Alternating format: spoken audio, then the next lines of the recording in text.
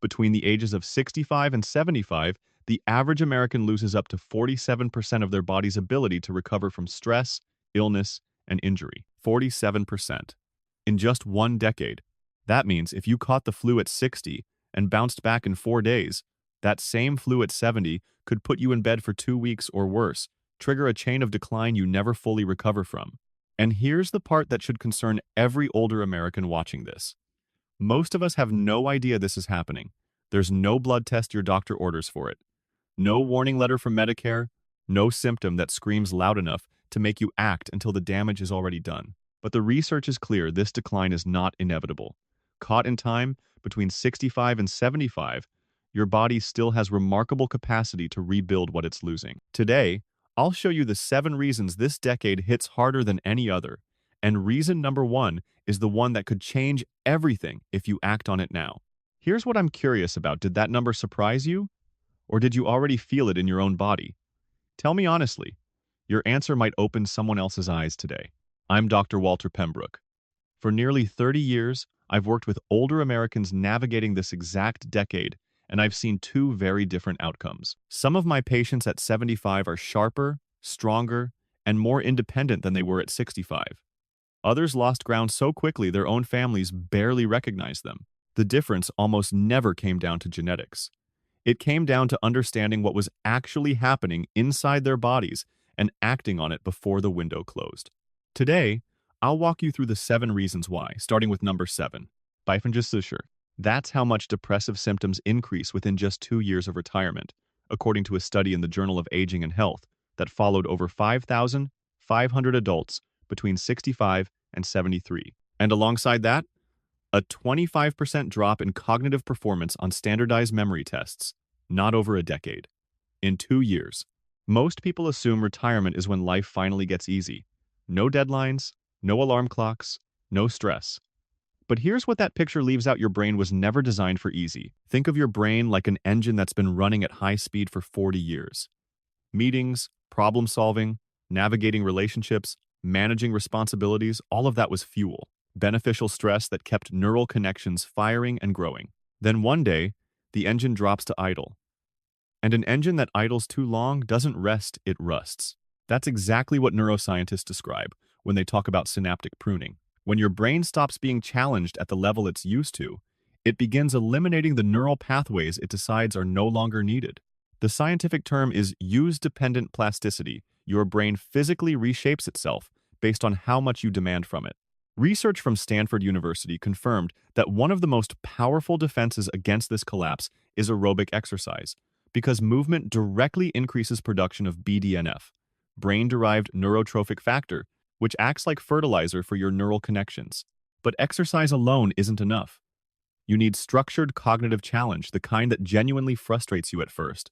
Learning a new language, picking up a musical instrument, volunteering in a role that uses the expertise you spent decades building. And you need social accountability people who expect you to show up, engage, and contribute. Research consistently shows that isolation after retirement accelerates cognitive decline at nearly the same rate as a traumatic brain injury. The key number to remember: your brain can regain up to 30% of lost cognitive function with the right structured program, but only if you act while you're still in the 65 to 75 window before the pruning becomes permanent. Now, if that surprised you, wait until you hear what comes next, because the next reason is happening not in your brain, but in every single muscle in your body. Here's a number that should stop every older American in their tracks. After age 70, if you do nothing, you will lose between 1 and 2% of your muscle mass every single year. That sounds small until you do the math. By 75, that's 10 to 15% of your functional muscle gone. That's the difference between picking yourself up after a stumble and pressing a medical alert button from the floor. The difference between carrying your own groceries and depending on someone else to do it. The medical term is sarcopenia, and a review published in the journal Nutrients found it affects up to 29% of adults over 70 living independently and nearly triples the risk of falling. But here's the part your doctor probably never explained. The problem isn't just that you're losing muscle. The problem is that your muscles have stopped listening. When you were younger, you ate a meal with protein, and your muscles got the message loud and clear: time to rebuild, time to grow. That process is called muscle protein synthesis, and it worked almost automatically for decades. After 65, Your muscles develop what researchers at the University of Texas Medical Branch call anabolic resistance. The signal is still being sent, but the receiver is broken. Think of it like trying to make a phone call in the mountains. The cell tower is broadcasting, but your phone can barely pick up one bar. You have to climb higher, try harder, and hold the phone at just the right angle to get a connection. That's your muscles after 65. Research shows that adults over 70 need up to 50% more protein per meal just to trigger the same muscle-building response a 3-0-year-old gets automatically. 50% more. And yet, the dietary guidelines most seniors follow were written for younger bodies. So what actually works? Three things, done together. First, eat at least 30 to 35 grams of high-quality protein at every meal.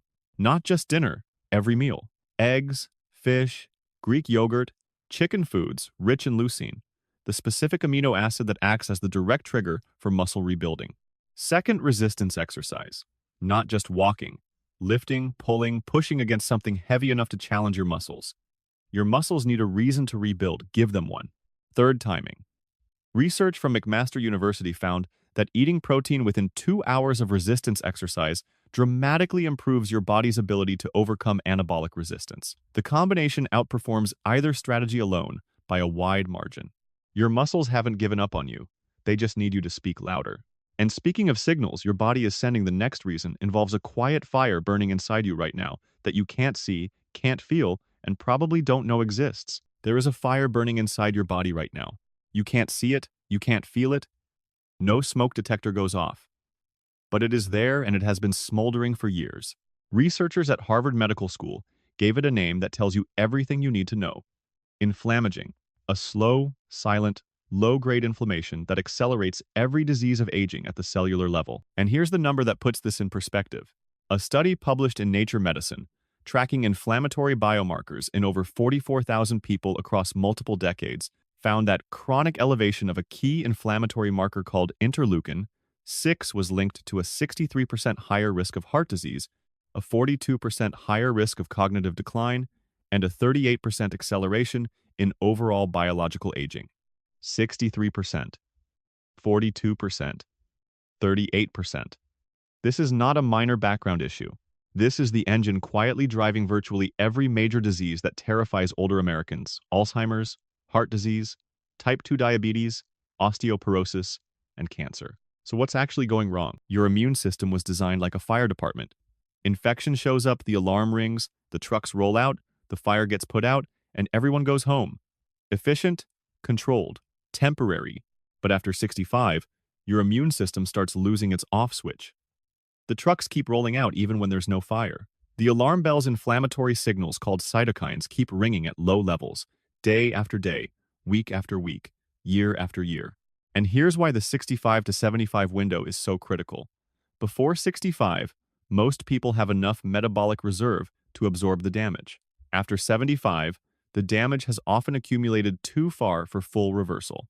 But between 65 and 75, you're standing in the exact window where intervention can genuinely turn the fire down or even put it out. The most powerful anti-inflammatory tool is not a pill, it's your plate. Research from the University of California, San Diego found that seniors who adopted a Mediterranean-style eating pattern showed measurable drops in interleukin, 6 levels within just 12 weeks. 12 weeks to start turning down a fire that's been building for years. The foods that fight this fire: fatty fish like salmon and mackerel, extra virgin olive oil, berries, leafy greens, walnuts, and turmeric. These aren't wellness trends. These are foods with real, measurable biological impact, not marketing claims. And the foods that fuel the fire?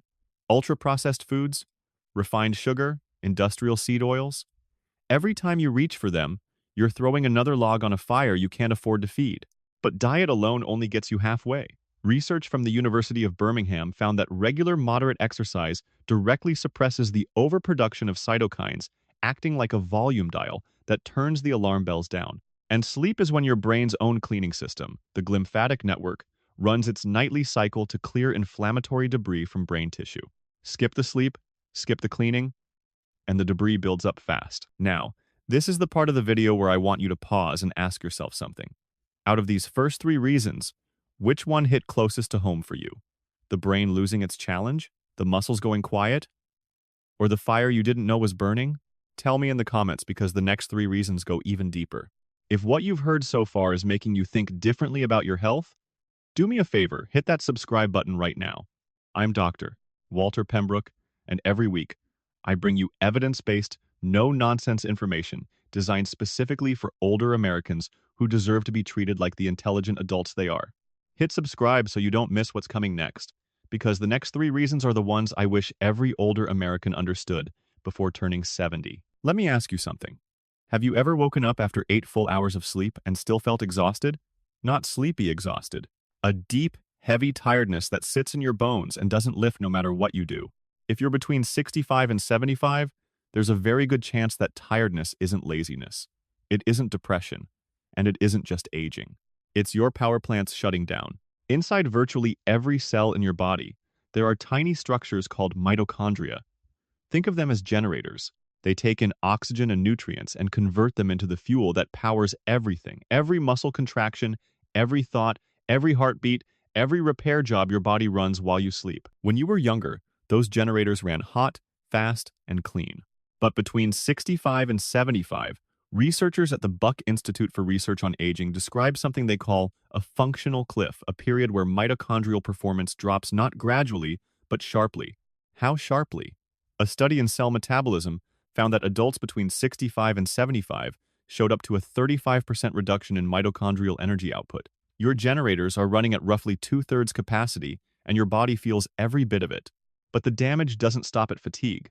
When a generator runs poorly, it produces more exhaust. In your cells, that exhaust is called reactive oxygen species, toxic byproducts that damage your DNA, accelerate inflammaging, and impair your brain's ability to form memories. That mental fog you notice at 3 inches the afternoon? That's not a bad day. That could be your mitochondria struggling to keep the lights on. Now here's where this becomes hopeful instead of terrifying. Between 65 and 75, your mitochondria still have what scientists call plasticity, the ability to respond, adapt, and rebuild. After 80, that window narrows dramatically.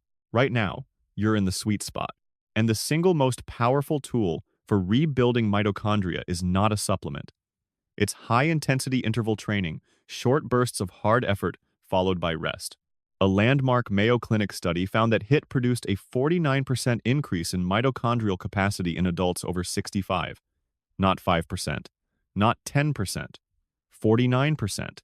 Pair that with time-restricted eating, keeping your meals within an 8 to 10-hour window each day, which activates autophagy, your body's built-in system for clearing out damaged mitochondria and making room for fresh ones. And support both with key nutrients your mitochondria need as raw materials. Coenzyme Q10, magnesium, and B vitamins. Your cells are not dying. They're starving for the right kind of demand. Give them that demand, and they will answer.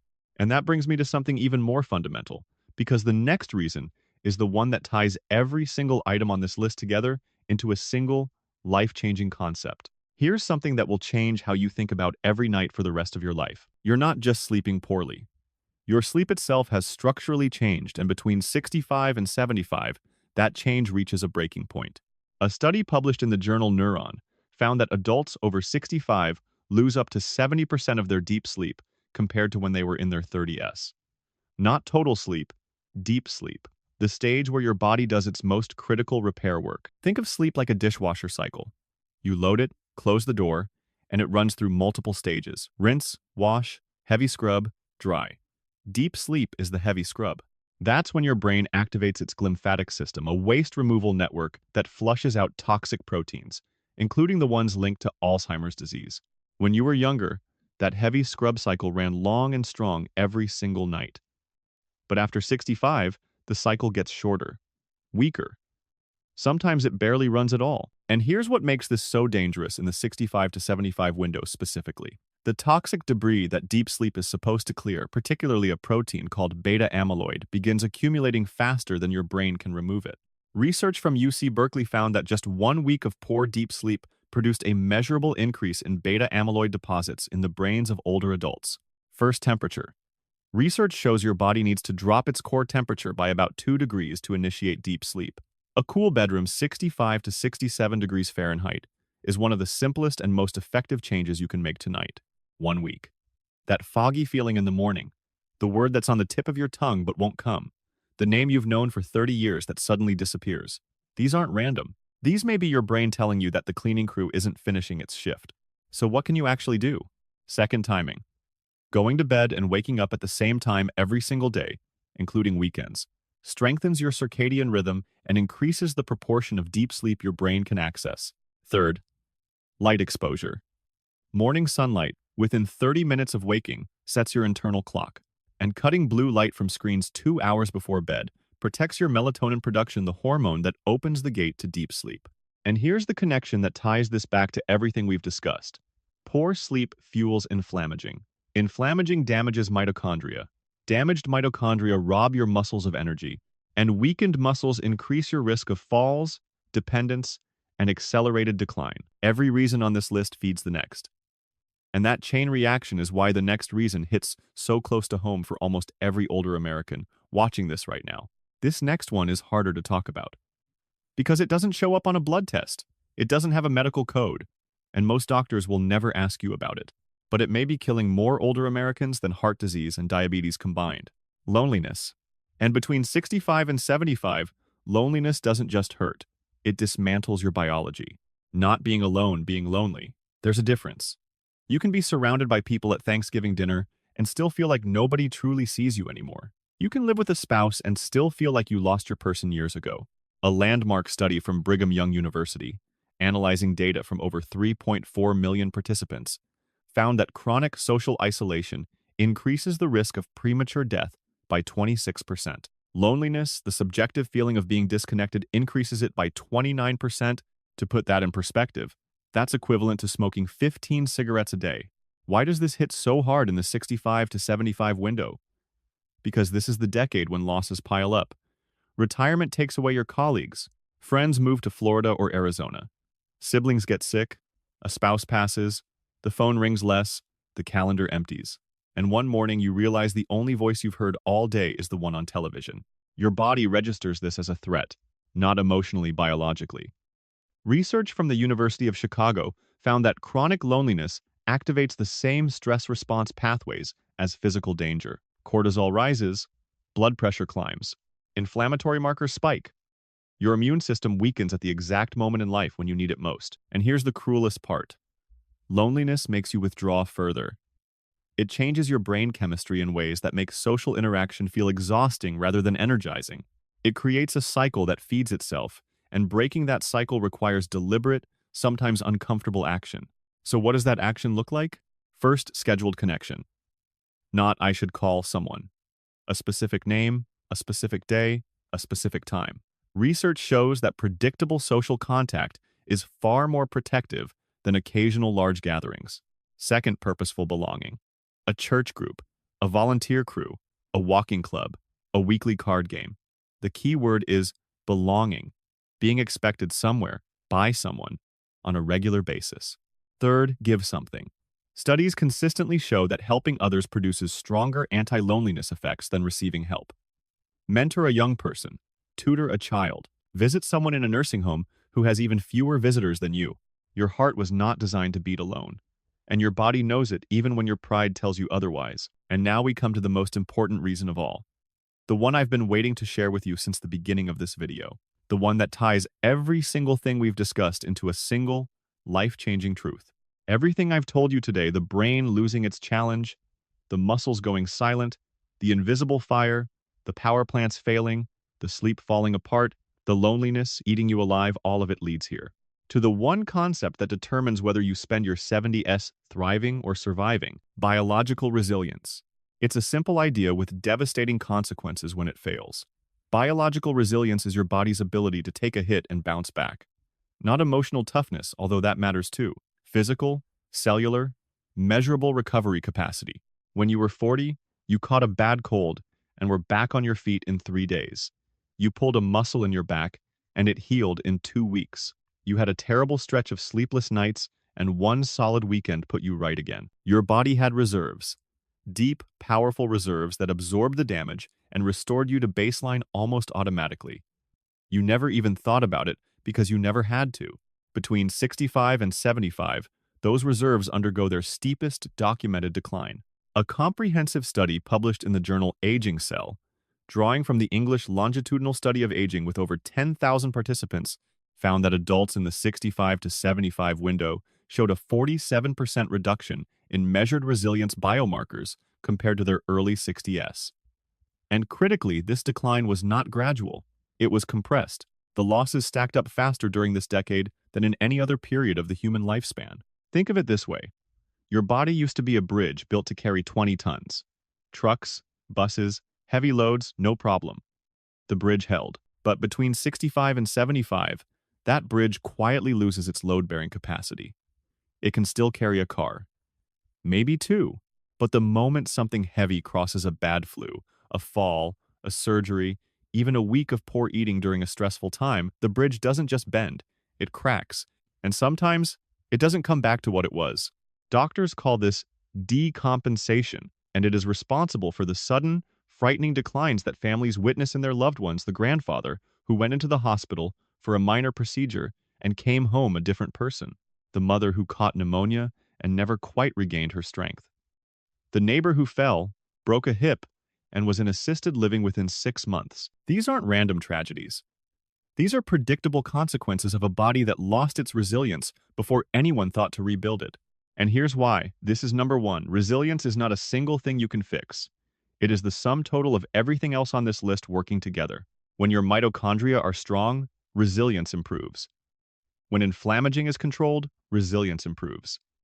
When your muscles are preserved, resilience improves. When your sleep architecture is intact, resilience improves. When you are socially connected and cognitively engaged, resilience improves. Resilience is not one pillar. It is the entire building. And between 65 and 75, that building is being stress tested whether you're ready or not. But here's what the research also makes unmistakably clear. This building can be reinforced. Every single factor we discussed today responds to intervention. The body between 65 and 75 retains remarkable, documented, scientifically verified capacity to adapt, rebuild, and restore function. I've seen it hundreds of times. Patients who showed up convinced their best years were behind them, who left my office months later proving themselves wrong. You are not too late, you are not too old, and you are not too far gone. But you are in the window. And this window does not stay open forever. The question isn't whether your body can still respond. The science says it can. The question is whether you'll give it the chance starting today. Let me bring this full circle. At the beginning of this video, I gave you a number 47%. The percentage of recovery capacity your body can lose in just 1 decade. And I told you that most people have no idea it's happening. Now you know.